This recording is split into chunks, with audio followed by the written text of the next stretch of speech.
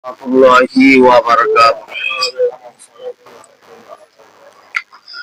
Innal hamdalillah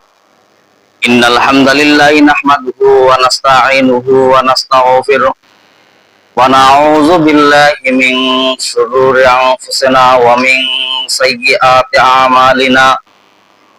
May yahdihillahu fala mudilla lahu wa may yudlilhu fala hadiya lahu.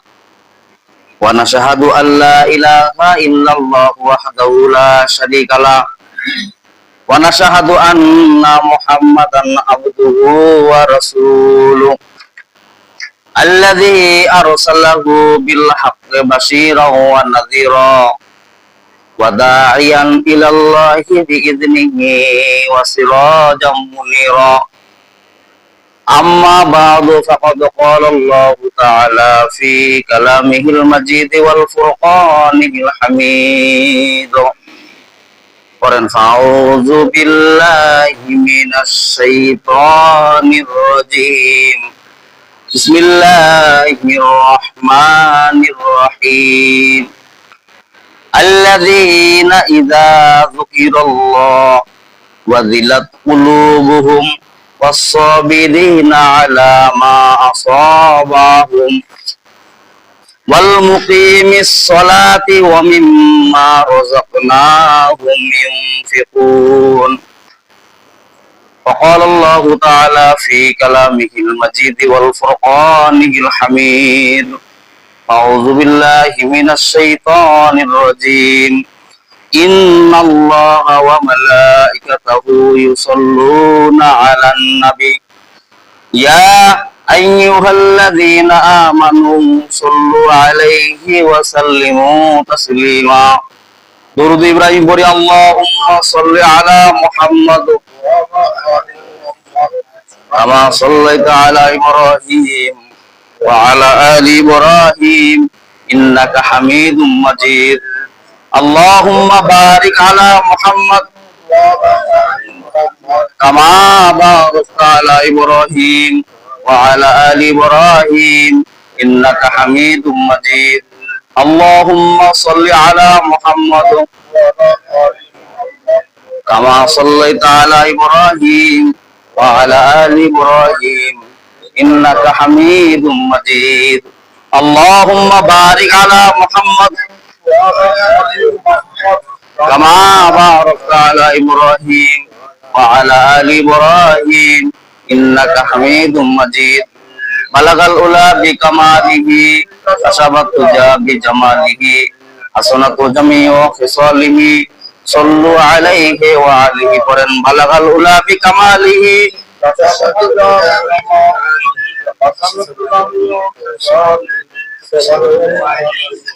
राहे मेरे मस्कन हवाली काबा बने मेरे मदफन दिया रे मदीना बलगल उला फी कमालिही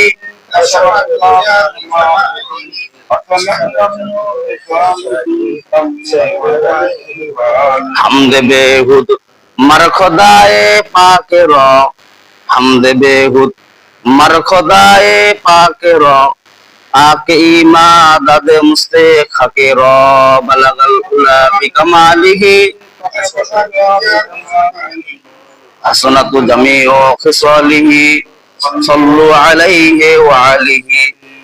এই পৃথিবীর ওই আকাশের মালিক তুমি রহমান।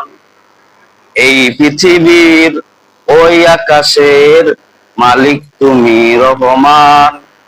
তোমার দয়া এদের মাঝে নদীর বতন বহমান।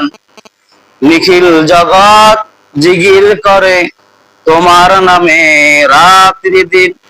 তোমার প্রেমে পাথর পেটে ঝরনা ছুটে হয় বিলীন। তোমায় পেতে সাগর নদী যে মিলায় ফুল পাখিরা তোমার নামে গায়ে যে গান। এই পৃথিবীর ওই আকাশের মালিক তুমি রহমান। তোমার দয়া এদের মাঝে নদীর মতন বহমান। আলহামদুলিল্লাহ, সমস্ত প্রশংসা সেই মহান রব্বুল আলামিনের। যিনি আমাদের জিলহজ মাসের দ্বিতীয় জুমায় শরীক হওয়ার উপস্থিত হওয়ার তৌফিক দান করলেন, সেই মহান দরবারে আমরা শুকরিয়া জ্ঞাপন করি। আমরা সকলেই বলি আলহামদুলিল্লাহ। আল্লাহ পাক কালামের ভিতর বলেন, লা ইন শাকারতুম লা আযিদান্নাকুম ওয়া লা ইন কাফারতুম ইন্না আযাবি লাশাদীদ। যে বান্দা আমার নিয়ামত পায়, নিয়ামতের শুকরিয়া আদায় করে, তার নিয়ামতকে আমি আল্লাহ পাক বাড়ায়া দেই, বলি সুবহানাল্লাহ। আর যে বান্দা আমার নিয়ামত পেল, নিয়ামতের না শুকরিয়া আদায় করে, আল্লাহ পাক বললেন ইন্না আযাবি লাশাদীদ, তার নিয়ামতকে আমি আল্লাহ পাক সিনাই নিয়া ইন্না আযাবি লাশাদীদ, শক্ত আযাব দ্বারা গ্রেফতার করি, বলি নাউযুবিল্লাহি মিন যালিক।